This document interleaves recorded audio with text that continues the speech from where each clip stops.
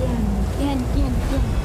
They're like, yan daw kasi, I'm not in chick. Sabi ko, ano? Yes, you are. Yeah, you are. Japanese yan. Yeah, you Japanese are. money. Oh, what? Okay, what? Ganun pa siya. Sabi ko na lang okay. Sometimes. Sino? Ano eh? Tapos sabi pa sa akin, kasi sabi pa, mukha ba akong in chick? Sabi sa akin, eto na yung suplada. Team housemates na pag-usapan ng Villa housemates ang mga naging bisita. Hazel, medyo malaki mata eh. Si Patrick. natin sa Ivan. Tita ako. Mabait si Ivan na parang mabait na. Ano yung isa simbaw? Ang chorba nung isa, anong yin? Parang naiirita ako sa kanya. Parang ang toroy. Taray nga eh. Oh, saan doon yun yan? Tutulog na lang ako ng damag. Saan doon yun yan? Bakit, pre? Parang angay sa tabi. Boom! Bakit, pre? Yung ginawa nila. Nakakairita. Hindi nagkamot. You got the slot. Ano?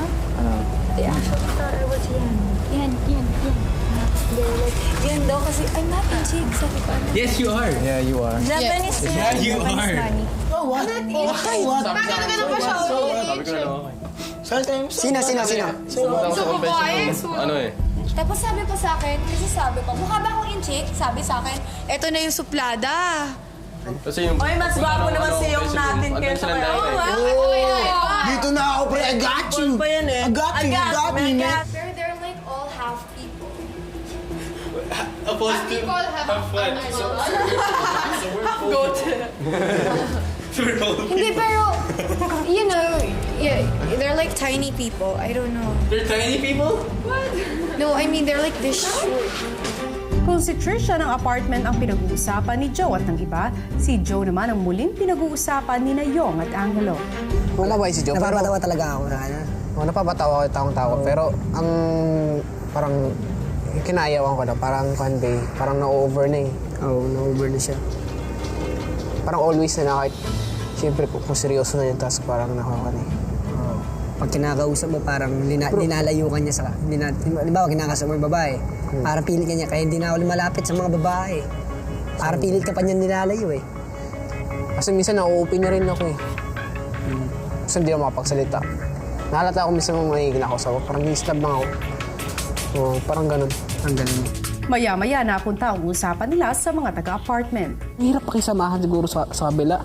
Kasi the way, ang nakita ko kanina, siyempre, konti eh. Di ba ako sila? 8 sila? 8 din sila. Parang kita ko may mabait rin. Tapos medyo may con rin. May kakaiba Mabait, talaga. may kakaiba. Kasi iba-iba yung galing nila, pre. Oo, kahit nga si Joe na ako talaga, natamaan talaga sa akin. Medyo natamaan ako eh sa pagkukan eh. Parang Bakit ano ba sinabi? Hindi ko man nakita kanina. pagtataray, nakita ko kanina eh, si Yin. Sina Joe ang kapitbahay din ng usapan. No, nainis ka dun sa isa. Ha? Nainis ka sa kabila.